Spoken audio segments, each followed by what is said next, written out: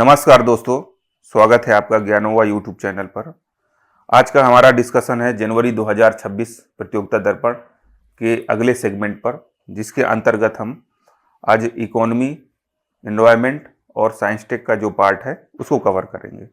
हम discussion start करें इसके पहले आप लोगों के लिए जो हम प्रोग्राम लेके आए हैं उस पर 1 मिनट चर्चा कर लेते हैं। तो ये करंट अफेयर्स प्रोग्राम 2026 है हमारा। ये 5 स्टेप में हमने इसको डिजाइन किया है। तो जो आपका फर्स्ट स्टेप है सेगमेंट आधारित, जिसके अंतर्गत हम राष्ट्रीय, अंतर्राष्ट्रीय, आर्थिकी, पर्यावरण, खेलकूद एवं सामान्य ज्ञान, यानी सभी जितने सेगमेंट हैं उनको हम कवर करते हुए सेगमेंट वाइज अलग अलग करके अध्ययन आपको कराएंगे। फिर आपका जो सेकंड स्टेप है आपके लिए वो है संपूर्ण माह आधारित। इसमें क्या है ना कि संपूर्ण माह पर आधारित आपको वीडियो लेक्चर प्रोवाइड होगा और पीडीएफ मिलेगी। ठीक है। उसके बाद आपका थर्ड स्टेप है जो वो प्रैक्टिस क्वेश्चन है, यानी कि प्रत्येक माह पर आधारित जो अति महत्वपूर्ण टॉपिक्स रहेंगे उनसे संबंधित आपको 100 क्वेश्चन की प्रैक्टिस कराई जाएगी और जब डिस्कशन किया जाएगा तो 360 डिग्री डिस्कशन होगा। और फोर्थ जो आपका स्टेप है वो है मैराथन क्लासेस की, कि जब कभी भी कोई भी एग्जाम आएगा पास में तो उसके लिए हम लोग मैराथन क्लास लेके आएंगे। और उसका जो पहला तरीका रहेगा कि हम लोग आपको कंटेंट के माध्यम से रिवीजन कराएंगे और दूसरा है क्वेश्चन के माध्यम से रिवीजन कराएंगे। और जो हमारा लास्ट स्टेप है वो मिसलिनियस टॉपिक्स पर है। ये बहुत ही कारगर हमारी पहल है, क्योंकि इसमें क्या होता है, ऐसे टॉपिक रहते हैं जो आप याद करने में आपको कठिनाई होती है। जैसे कि कोई रिपोर्ट है, उसमें भारत का स्थान क्या है, विश्व में नंबर 1 कौन है, और सैन्य अभ्यास पूरे 1 साल में कहाँ हुए, किसके साथ हुए, सरकारी योजनाएं हैं, ऐप, पोर्टल, इनको बहुत ही एकदम चार्ट फॉर्म में आपको देंगे ताकि याद करने में आपको आसानी हो।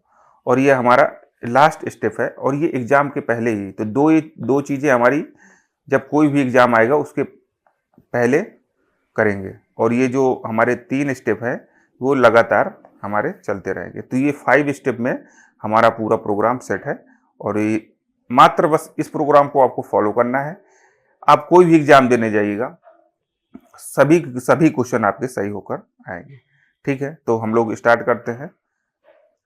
हाँ, और किसी को भी अगर इस लेक्चर की पीडीएफ प्राप्त करना है तो इस वीडियो के डिस्क्रिप्शन में टेलीग्राम का लिंक दिया हुआ है, आप जाइए और टेलीग्राम से डाउनलोड करके पीडीएफ को बार बार पढ़िए। अब स्टार्ट करते हैं हम अपना लेक्चर। तो पहला जो हमारा सेगमेंट है आज का आर्थिक परिदृश्य, यानी इसमें इकोनॉमी से रिलेटेड चीजें जो रहेंगी उसका अध्ययन करेंगे। तो पहला टॉपिक है कृषिगत उत्पादन। ये कृषिगत जो उत्पादन है वो कृषि एवं किसान कल्याण मंत्रालय के द्वारा भारत सरकार के जारी किया जाता है। और इसके अंतर्गत देखा जाए तो इस साल कुल खाद्यान्न का उत्पादन हुआ है 3577.32 मिलियन लाख मीट्रिक टन। ठीक है। उसके बाद चावल का जो उत्पादन हुआ वो 1501.84 लाख मीट्रिक टन। ठीक है। ये सभी जो उत्पादन है वो लाख मीट्रिक टन में आपका दिया गया है। ठीक। गेहूं का उत्पादन हुआ 1179.45 लाख मीट्रिक टन। मक्का का उत्पादन हुआ 434.09 लाख मीट्रिक टन। श्री अन्न के अंतर्गत जो हमारे मोटे अनाज आते हैं उसका दूसरा नाम दे दिया गया है श्री अन्न, जिसके अंदर बाजरा वगैरह आता है। इसका उत्पादन हुआ है 185.09 लाख मीट्रिक टन। कुल दालों का जो उत्पादन है वो 256.83 लाख मीट्रिक टन। ठीक। और भारत में कुल तिलहन का उत्पादन हुआ है 429.89 लाख मीट्रिक टन। उसके बाद गन्ना का उत्पादन हुआ है 4546.11 लाख मीट्रिक टन। कपास का उत्पादन हुआ है 297.24 लाख। ये मीट्रिक टन में नहीं होता क्योंकि कपास जो है ना गांठों के रूप में इसका आकलन किया जाता है, तो 297.24 लाख गांठ हैं। ठीक है। तो फिर से हम एक बार रिवाइज कर लेते हैं कि कुल खाद्यान्न 3577.32 लाख, मतलब आप ये याद रखिएगा कि सभी में आपको लाख मीट्रिक टन लगाना है, बाकी मैं आपको बोलता चला जा रहा हूँ। ठीक है। चावल का उत्पादन 1501.84, गेहूं का उत्पादन 1179.45, मक्के का उत्पादन 434.09, श्री अन्न का उत्पादन 185.09, कुल दाल का उत्पादन 256.83, कुल तिलहन 429.89, गन्ने का उत्पादन 4546.11, कपास का उत्पादन 297.24 लाख गांठ है। ठीक है, तो ये हमारा कंप्लीट होता टॉपिक। और अगला जो टॉपिक है ऋण गारंटी योजना। ये ऋण गारंटी योजना है, ये भारत सरकार के द्वारा निर्यातों के लिए लाई गई है। इसके अंतर्गत एमएसएमईज जो हमारे सूक्ष्म लघु मध्यम उद्योग हैं वो भी शामिल होते हैं। इसके अंतर्गत 20,000 करोड़ का अतिरिक्त ऋण देने की सुविधा प्रदान की गई है। और ये राष्ट्रीय ऋण गारंटी ट्रस्टी कंपनी जो है वित्तीय सेवा उसके द्वारा दिया जाएगा। ठीक है, तो ये हाल ही में ऐसे क्वेश्चन आएगा कि हाल ही में जो ऋण गारंटी योजना आई है उसके अंतर्गत कितना अतिरिक्त ऋण देने की बात की गई है, तो 20,000 करोड़ की। ठीक है, तो ये आपका टॉपिक कंप्लीट हुआ। चीनी उत्पादन, अभी ये ज्यादा इंपॉर्टेंट नहीं है बट ऐसे नॉर्मल आप देख लीजिए कि चीनी का जो उत्पादन है वो 3.95 मिलियन टन का इस साल हुआ है और ये लगातार वृद्धि हो रही है। ये भारतीय चीनी एवं जैव निर्माता संघ के द्वारा ये रिपोर्ट दी गई है कि हमारे यहाँ इतना चीनी का उत्पादन हुआ। अब अगला टॉपिक है हमारा नैरो बॉडी SJ-100 यात्री विमान। ठीक है, ये मोस्ट इंपॉर्टेंट है आपका, तो इसको याद रखिएगा। ठीक है, नैरो बॉडी SJ-100 यात्री विमान, और ये HAL यानी हिंदुस्तान एरोनॉटिक्स लिमिटेड, ये HAL द्वारा, ये भारत की कंपनी है, ने हाल ही में रूसी कंपनी यूनाइटेड एयरक्राफ्ट के साथ एक समझौता किया। ठीक है, एक समझौता किया है और कहां पर, मॉस्को में समझौता हुआ है। और इस समझौते में भारत की तरफ से DK सुनील और रूसी कंपनी के तरफ से वादिम बड़ेखा शामिल हुए। ठीक है, तो ये क्वेश्चन आ जाता है कि हाल ही में जो HAL और रूसी कंपनी यूनाइटेड एयरक्राफ्ट के बीच जो समझौता हुआ है SJ-100 यात्री विमान के लिए, वो किन दो व्यक्तियों के बीच हुआ, तो उद्देश्य में तो भारत और रूस के बीच हुआ, पर व्यक्तियों के बीच पूछा जाएगा। जो दो व्यक्ति वहां उपस्थित थे वो थे वादिम बड़ेखा और DK सुनील, और ये पहली बार इसका निर्माण भारत में होगा। ठीक है ना, पूर्णतया जो है पहली बार ऐसा हो रहा है जो भारत में इसका निर्माण होगा। और ये जो समझौता है हमारी जो भारत की उड़ान योजना है जो क्षेत्रीय कनेक्टिविटी को बढ़ावा देने से संबंधित है, इसको बढ़ावा देने में सहयोग करेगी। तो इसका जो मोस्ट इंपॉर्टेंट पॉइंट यही है कि नैरो बॉडी SJ-100 यात्री विमान ये जो है इसका समझौता भारत ने किस देश के साथ किया है, तो रूस के साथ किया है। किस और कौन कौन सी कंपनी है, तो इसमें भारत की तरफ से HAL और रूसी कंपनी यूनाइटेड एयरक्राफ्ट कॉरपोरेशन। ठीक है, कहां पर हुआ समझौता, तो राजधानी, रूस की राजधानी मॉस्को में। ठीक है, और हाँ बस इसमें ये मोस्ट इंपॉर्टेंट आपके पॉइंट होते हैं। अगला जो हमारा टॉपिक है अंतर्राष्ट्रीय व्यापार मेला, और ये अंतर्राष्ट्रीय व्यापार मेला हर साल भारत में आयोजित किया जाता है। ये भारत का है अपना 44वां, ठीक है ना, 44वां अंतर्राष्ट्रीय व्यापार मेला का आयोजन हुआ। कहां पर, नई दिल्ली में हुआ, और ये 14 से 27 नवंबर के बीच हुआ। और इसका जो आयोजन है ये पहल तो आपके वाणिज्य मंत्रालय की है। ठीक है, पहल वाणिज्य मंत्रालय की है, लेकिन जो ऑर्गेनाइज कराता है वो इंडिया ट्रेड प्रमोशन ऑर्गेनाइजेशन के तत्वाधान में ये व्यापार मेला संपन्न होता है। और ये भारत मंडपम जो है, प्रगति मैदान में भारत मंडपम है, वहां पर ये आयोजित हुआ। इसका जो उद्घाटन है जितिन प्रसाद, जो कि वाणिज्य उद्योग राज्य मंत्री हैं भारत सरकार के, इन्होंने उद्घाटन किया।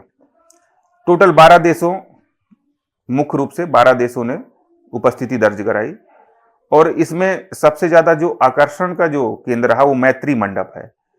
ठीक है, और ये जो मैत्री मंडप है ये आकर्षण का केंद्र रहा, ये प्रौद्योगिकी मंत्रालय से संबंधित है। ठीक। ठीक है। मोस्ट इंपॉर्टेंट पॉइंट है कि इसकी जो थीम है एक भारत श्रेष्ठ भारत है, ठीक है। साझीदार राज्य, यहां से क्वेश्चन आते हैं, देखिए ये दोनों पॉइंट से क्वेश्चन आते हैं। एक तो एक भारत श्रेष्ठ भारत जो आपकी थीम है यहां से आएगा, और साझीदार जो राज्य है वो आपके बिहार, उत्तर प्रदेश, राजस्थान, महाराष्ट्र, ठीक है, ये आपके साझीदार राष्ट्र है। और फोकस राज्य आपका झारखंड है, ठीक है। तो अब जैसे ये पॉइंट है आपका साझीदार राज्य है, अब ऐसे क्वेश्चन आएगा निम्नलिखित में से कौन से देश राज्य साझीदार राज्य नहीं थे अंतर्राष्ट्रीय व्यापार मेला पे। तो आपको ये चारों याद करके रखना है, ठीक है। जैसे बिहार, उत्तर प्रदेश, राजस्थान, महाराष्ट्र। अब इसमें जैसे आपका ये हम बताएं तो जैसे ये आपका बिहार है और इसी के बगल में उत्तर प्रदेश है, और यहाँ पर ये आपका महाराष्ट्र, ये आपका महाराष्ट्र है, ठीक है, और यहाँ राजस्थान। तो बहुत ही सिंपल है, उत्तर प्रदेश बिहार, फिर उसके बाद उत्तर प्रदेश, ये राजस्थान और यहाँ महाराष्ट्र, ये चार राज्य आपके साझीदार। तो इसमें महत्वपूर्ण जो पॉइंट है वो अंतर्राष्ट्रीय व्यापार मेला कौन सा था, 44 नंबर का, ठीक है।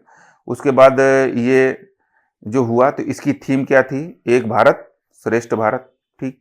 इसमें साझीदार राज्य मैंने आपको बता ही दिया, फोकस राज्य झारखंड, ठीक है। और ये हो सकता है कि इसका पूछ ले कि उद्घाटन किसने किया, तो जितिन प्रसाद ने किया। तो ये आपके अति महत्वपूर्ण बिंदु हो गए। अब अगला टॉपिक हम लोग चलते हैं अगले टॉपिक की ओर, नया आधार वर्ष।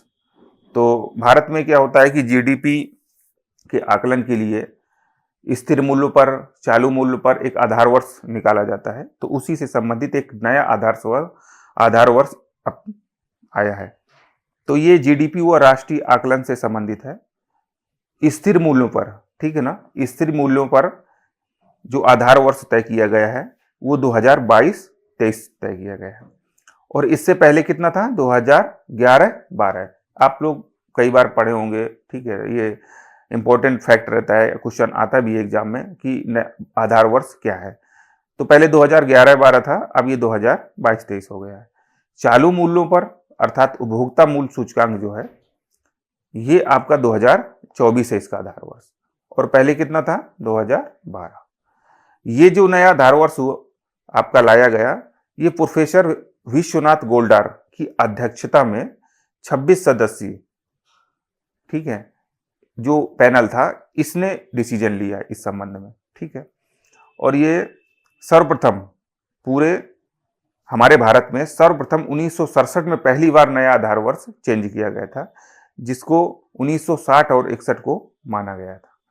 और ये 1948-49 को चेंज करके 1960-61 किया गया था 1967 में।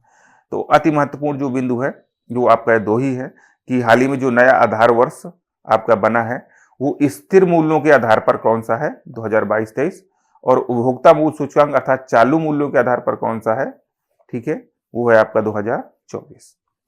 और तीसरा महत्वपूर्ण पॉइंट हो सकता है प्रोफेसर विश्वनाथ गोल्डार की अध्यक्षता में ये निर्णय हुआ। तो इस तरह से हमारा ये टॉपिक कंप्लीट होता है।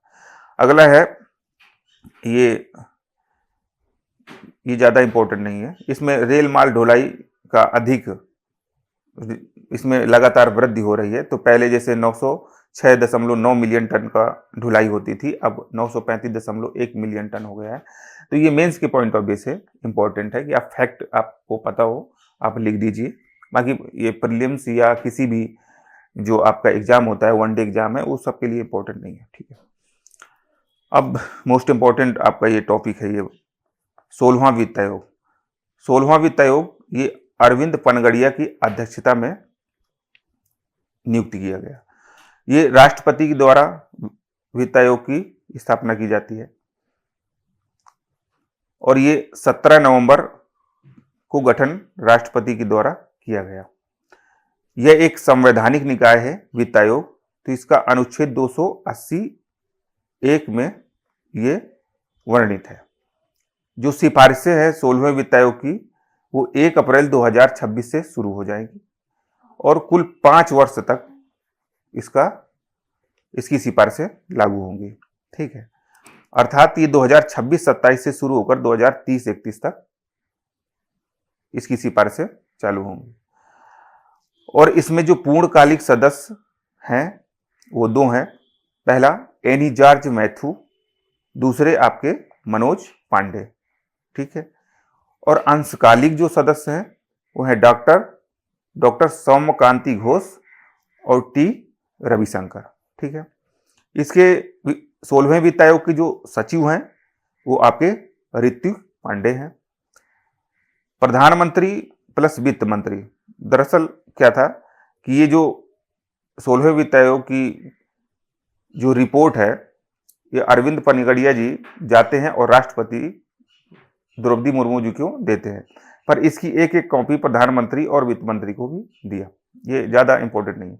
हाँ, और उसके बाद अगर बैकग्राउंड की बात करें तो 15वें जो वित्त आयोग है था उसके जो अध्यक्ष थे NK सिंह थे, नंदकिशोर सिंह। और जो प्रथम, देखिए इस समय ट्रेंड है पहला पूछते हैं और या तो जो आज हुआ है उसके पहले एक का पूछ लेते हैं। तो जैसे 16वां बना है तो 15वां पूछ लिया कि 15 के अध्यक्ष कौन थे, तो NK सिंह, नंदकिशोर सिंह। और प्रथम वित्त आयोग के अध्यक्ष कौन थे, तो ये KC नियोगी थे। तो ये तो मोस्ट इंपॉर्टेंट टॉपिक है, तो इसके सभी बिंदु हमारे लिए इंपॉर्टेंट है। तो 16वां वित्त आयोग अध्यक्ष अरविंद पनगड़िया, राष्ट्रपति को इन्होंने 17 नवंबर को अपनी रिपोर्ट सौंपी। ये वित्त आयोग का जो गठन है वो राष्ट्रपति के द्वारा किया जाता है अनुच्छेद 280(1) के तहत। इसकी जो सिफारिशें हैं वो 1 अप्रैल 2026 से शुरू हो जाएंगी, 5 वर्षों के लिए लागू रहेंगी। यानी 2026-27 से 2030-31 तक। पूर्णकालिक जो सदस्य हैं एनी जॉर्ज मैथ्यू और मनोज पांडे। अंशकालिक जो सदस्य हैं डॉक्टर सौम्यकांति घोष और टी रविशंकर। इसके सचिव ऋत्विक पांडे। ये समझिए कि ये आपका ये और ये ऋत्विक पांडे और अरविंद पनगड़िया, ये समझिए 4 स्टार का पॉइंट है। ठीक है, यहाँ से बिल्कुल क्वेश्चन आने के चांस है। इसके सचिव ऋत्विक पांडे और 15वें जो वित्त आयोग था तो उसके अध्यक्ष NK सिंह और प्रथम वित्त आयोग के अध्यक्ष KC नियोगी। तो इस तरह से हमारा ये वाला इकोनॉमी का ये टॉपिक कंप्लीट होता है। अगला जो टॉपिक है वो है आपका 8वां वेतन आयोग। ठीक है, तो ये जो 8वां वेतन आयोग है ये दरअसल केंद्र सरकार के जो कर्मचारी हैं उनके वेतन और पेंशन का अवलोकन और आगे कितना बढ़ाना है उस संबंध में ये गठन किया जाता है इसका। हाँ, ये ध्यान रखें कि जो वेतन आयोग आता है केंद्र सरकार का वो केंद्र सरकार के कर्मचारियों के लिए होता है, पर उसको क्या होता है बाद में राज्य सरकार प्रत्येक राज्य सरकार इसको फॉलो करती है। ठीक है, और ये प्रत्येक 10 वर्ष में वेतन आयोग का गठन किया जाता है। इसकी घोषणा जनवरी 2025 में की गई। इसकी नियुक्ति एवं शर्तों की मंजूरी 28 अक्टूबर 2025 को की गई। इसके 8वें वेतन आयोग के जो अध्यक्ष हैं वो रंजना प्रकाश देसाई। ये मोस्ट इंपॉर्टेंट पॉइंट है आपका, रंजना प्रकाश देसाई। और इसके जो अंशकालिक जो सदस्य हैं वो प्रोफेसर पुलक घोष और इसके सचिव पंकज जैन। और इस तरह से ये अपेक्षा की गई है कि 1 जनवरी 2026 से वेतन आयोग की सिफारिशें लागू हो जाएंगी। 7वें वेतन आयोग के अध्यक्ष AK माथुर थे। प्रथम जो वेतन आयोग भारत में जब गठित किया गया उसके जो अध्यक्ष थे श्रीनिवास वरदाचार्यार। ठीक है, ये स्वतंत्रता के पहले ही जनवरी 1946 में गठित कर दिया गया था। तो 8वां वेतन आयोग, ठीक है, ये आपके इसके जो अध्यक्ष हैं वो रंजना प्रकाश देसाई और इसके जो अंशकालिक सदस्य हैं वो प्रोफेसर पुलक घोष, सचिव पंकज जैन, 7वें के AK माथुर और प्रथम श्रीनिवास वारदाचार्यार। इसके बाद इसकी में जो और इम्पोर्टेंट एक पॉइंट है कि इसकी घोषणा जनवरी 2025 में की गई थी। ये ध्यान रखिएगा, घोषणा जनवरी 2025 में की गई थी। इस तरह से इकोनॉमी सेगमेंट का जो हमारा लास्ट टॉपिक है वो है PM किसान सम्मान निधि। ये PM किसान सम्मान निधि की 21वीं किस्त हाल ही में PM नरेंद्र मोदी जी ने जारी किया। ये 19 नवंबर को जारी किया गया। कहाँ पर? कोयम्बतूर पर। ये कोयम्बतूर तमिलनाडु में पड़ता है आपका। ठीक है, ये जैसे आपका तमिलनाडु है तो यहाँ पर आपका कोयम्बतूर पड़ेगा। तो और ये जो सम्मान निधि जारी हुई 21वीं किस्त वो कृषि शिखर सम्मेलन जो कोयम्बतूर में आयोजित किया गया था उसी के उपलक्ष्य में वहीं से इन्होंने जारी किया। और इसके अंतर्गत 9.35 करोड़ किसानों को यह सम्मान निधि दी गई और लगभग 18,000 करोड़ रुपए की किस्त आई। हाँ, ये याद रखिएगा कि 4 राज्य पहले ही दे दिए गए थे। 4 राज्यों को दरअसल यहाँ पर आपदा आ गई थी, तो इसलिए इनको पहले ही दे दिया गया था। जैसे जम्मू कश्मीर, आपका जम्मू कश्मीर है, ठीक है, सॉरी, जम्मू कश्मीर, हिमाचल प्रदेश, उत्तराखंड और राजस्थान, इनको पहले ही दे दिया गया था। इसके लिए जो पात्रता है कि आपके पास कृषि भूमि होनी चाहिए, एक फार्मर आईडी होनी चाहिए और EKYC करा के रखना चाहिए। और ऐसे व्यक्ति जो संस्थागत भूमि धारक है उनको बिल्कुल नहीं मिलेगा। जो व्यक्ति सरकारी विभाग में कार्यरत हैं या सेवानिवृत्त हो गए हैं उनको बिल्कुल भी नहीं मिलेगा, ठीक है। और पंजीकृत आप पेशेवर नहीं होने चाहिए, यानी आप इंजीनियर, डॉक्टर, CA, वकील ऐसे नहीं होना चाहिए। और ये कोई भी अगर भूमि है वो गैर कृषि कार्यों में लिप्त है, ये प्रयोग में आ रही है, तो उसको वो ये सम्मान निधि नहीं मिलेगी। तो इसमें मोस्ट इंपॉर्टेंट पॉइंट ये है कि PM किसान सम्मान निधि कौन सी किस्त है, 21वीं किस्त है। और ये कहाँ पर जारी किया गया प्रधानमंत्री के द्वारा, कोयम्बतूर में, ठीक है। और कृषि शिखर सम्मेलन का आयोजन कहाँ पर हुआ इस साल, कोयम्बतूर में हुआ 19 नवंबर को। बस ये मोस्ट इंपॉर्टेंट पॉइंट है। अब हम लोग चलते हैं अपने एनवायरमेंट के सेगमेंट पर। साइंस टेक और एनवायरमेंट, ये हमारे 2 सेगमेंट बचे हुए, ठीक है।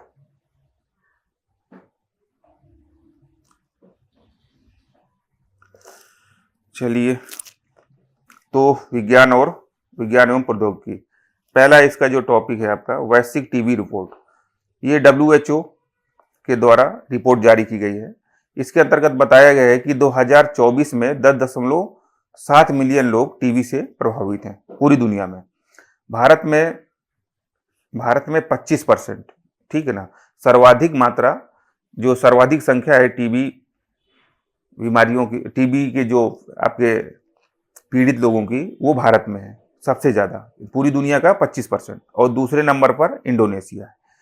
2024 में 27.1 लाख लोग भारत में टीबी से पीड़ित हुए। और ये जो रिपोर्ट है वो इसका उन्मूलन है वैश्विक लक्ष्य 2030, यानी जो आपकी टीबी उन्मूलन का वैश्विक लक्ष्य क्या है, 2030 है। ये जो टीबी है, ट्यूबरकुलोसिस, ये आपका माइकोबैक्टीरियम ट्यूबरकुलोसिस बैक्टीरिया के द्वारा होता है, ठीक है। ये फेफड़े जनित बीमारी है, यानी आपके फेफड़ों को प्रभावित करती है। और जो टीबी क्षय रोग दिवस है पूरी दुनिया में, वो 24 मार्च को मनाया जाता है। तो वैश्विक टीबी रिपोर्ट जो जारी हुई है, इसमें सबसे ज़्यादा भारत में है, तो दूसरे नंबर में इंडोनेशिया, और पूरी दुनिया में 10.7 मिलियन लोग हैं। और इसका जो बैक्टीरिया है वो माइकोबैक्टीरियम ट्यूबरकुलोसिस बैक्टीरिया फेफड़े को भी प्रभावित करता है। और 24 मार्च इसका दिवस है, ठीक है। अगला जो हमारा टॉपिक है वो युवा AI फॉर ऑल पहल, ठीक है। युवा AI फॉर ऑल पहल, ये इलेक्ट्रॉनिक्स एंड IT मंत्रालय के द्वारा ये पहल शुरू किया गया है। और इसके अंतर्गत ये इंडिया AI मिशन के अंतर्गत है। इसका उद्देश्य है कि AI क्षेत्र वैश्विक नेतृत्व को मजबूत करना, यानी कि AI की फील्ड में जो वर्ल्ड लेवल में भारत का जो नेतृत्व है उसको मजबूत हो। इसका लक्ष्य है कि 1 करोड़ को हम AI स्किल देंगे। और एक निःशुल्क पाठ्यक्रम है, आप केंद्र सरकार का जो पोर्टल है वहां पर जाइए, सभी क्षेत्र पर क्या क्या यूटिलाइज हो सकता है AI का, वो सभी वीडियो पढ़ें, आप जाकर के देखिए और जानकारी लीजिए। तो ये पहल है केंद्र सरकार द्वारा शुरू किया गया है, ठीक है। तो ऐसे क्वेश्चन आएगा कि हाल ही में युवा AI फॉर ऑल पहल जो है वो किससे संबंधित है, तो ये आपका AI जो इंडिया AI मिशन है उसके अंतर्गत AI के क्षेत्र में स्किल करने से संबंधित है। और ये इलेक्ट्रॉनिक्स और IT मंत्रालय की पहल है, ठीक है। अगला टॉपिक है हमारा पहला क्वांटम डायमंड माइक्रोस्कोप, ये IIT बॉम्बे के द्वारा डेवलप किया गया है राष्ट्रीय क्वांटम मिशन के तहत, ठीक है ना, राष्ट्रीय क्वांटम मिशन के तहत। तो ऐसा आएगा क्वेश्चन कि पहला क्वांटम डायमंड माइक्रोस्कोप हाल ही में किसके द्वारा डेवलप किया गया है? तो आईआईटी बॉम्बे के तहत, ठीक है, के अंतर्गत। अब है अगला टॉपिक हमारा कुष्ठ रोग। तो हाल ही में जो महाराष्ट्र सरकार है आपकी, उसने नोटिफाइबल बीमारी घोषित किया गया है, ठीक है ना। यानी अब इस पर ध्यान दिया जाएगा, इस कुष्ठ रोग पर। तो ऐसे क्वेश्चन आएगा कि हाल ही में कौन सी भारत की सरकार है जिसने, या राज्य है जिसने नोटिफाइबल बीमारी घोषित किया गया है किससे? कुष्ठ रोग को। वो है आपका महाराष्ट्र राज्य, महाराष्ट्र सरकार। टाइफाइड कंजुगेट वैक्सीन, ये टाइफाइड कंजुगेट वैक्सीन है, ये बांग्लादेश के द्वारा इसका डेवलप किया गया है, और ये डेवलप करने वाला 8वां देश है दुनिया का, और इसने अपने राष्ट्रीय टीकाकरण कार्यक्रम के तहत डेवलप किया है। बिरसा, इसके बाद हाँ, तो इसमें मोस्ट इंपॉर्टेंट यही है कि हाल ही में टाइफाइड कंजुगेट वैक्सीन किस देश के द्वारा डेवलप किया गया है? तो बांग्लादेश के द्वारा। बिरसा 101, ठीक है ना, बिरसा 101 ये अगला टॉपिक है हमारा।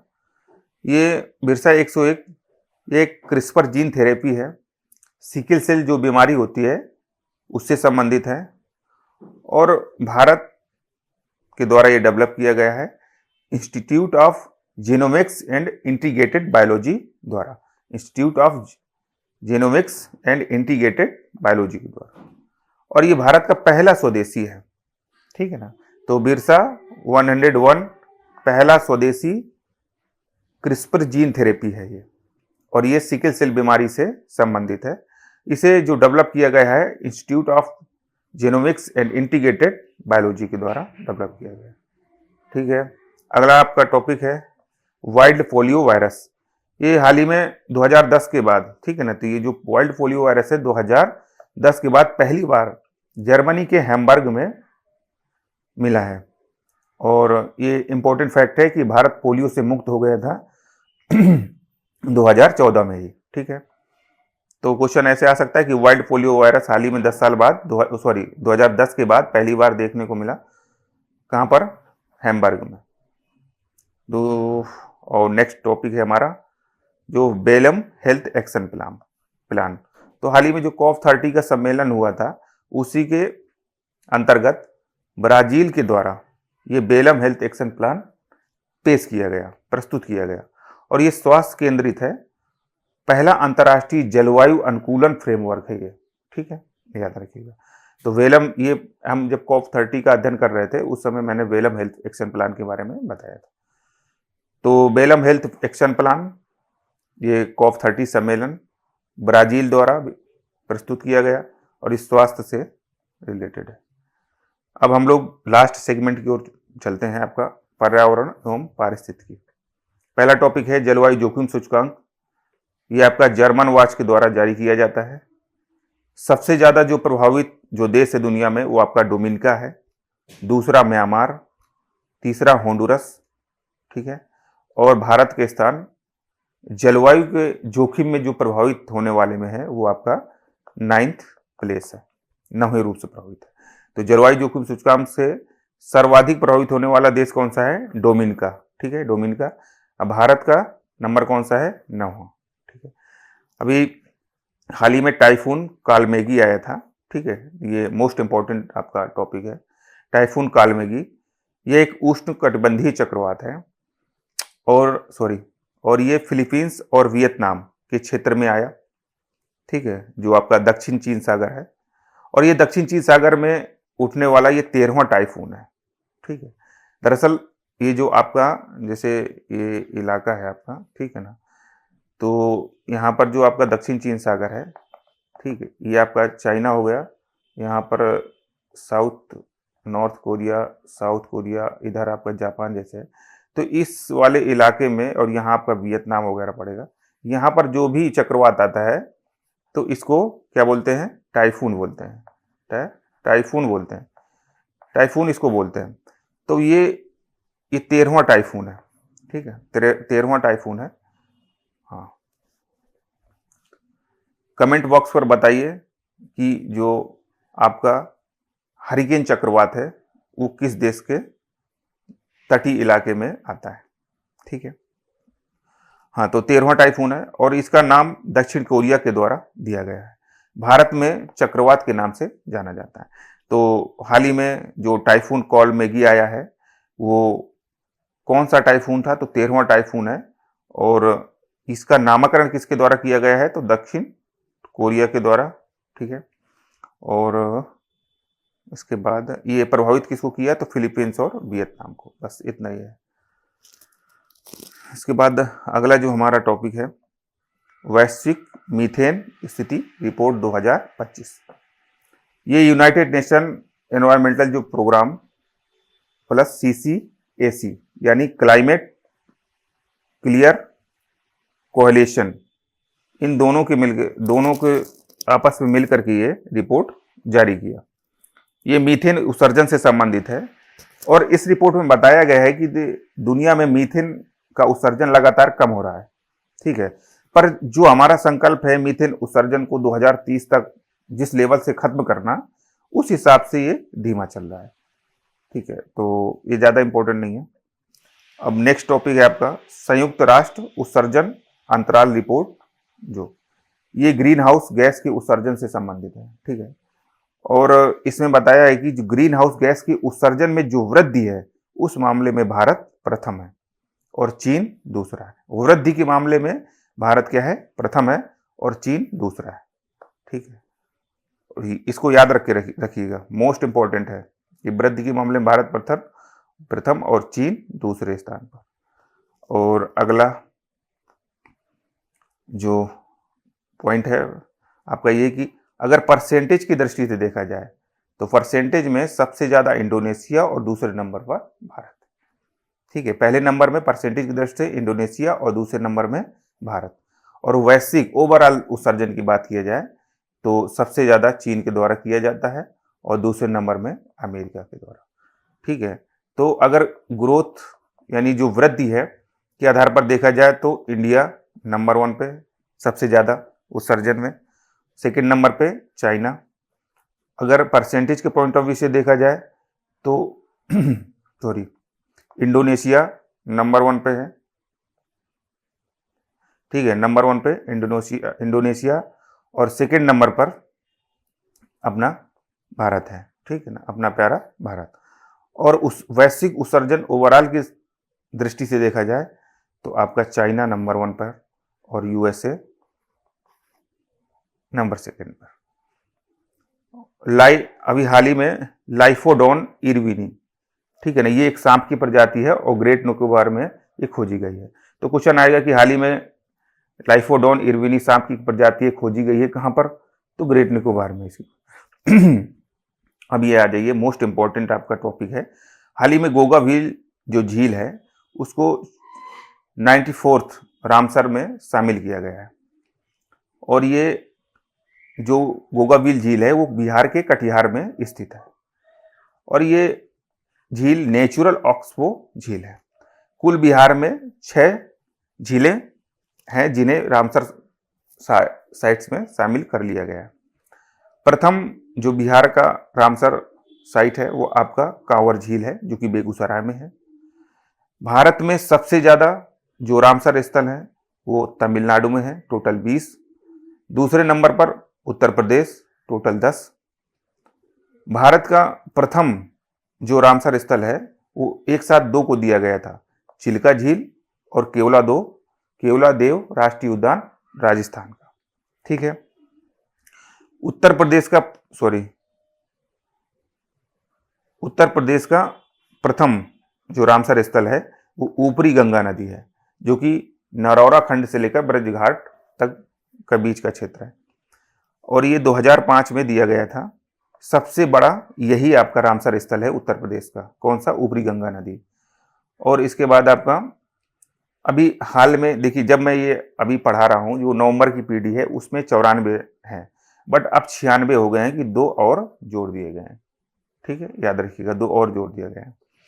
तो इस तरह से ये मोस्ट इंपॉर्टेंट है। फिर इसका दोबारा रिवीजन कर लेते हैं कि गोगा व्हील झील ये 94th रामसर स्थल कहाँ? कटिहार बिहार। और ये नेचुरल ऑक्सबो झील है। ठीक है, नेचुरल ऑक्सबो झील। बिहार में कुल 6 रामसर स्थल हो गए हैं। प्रथम बिहार का कांवर झील बेगूसराय।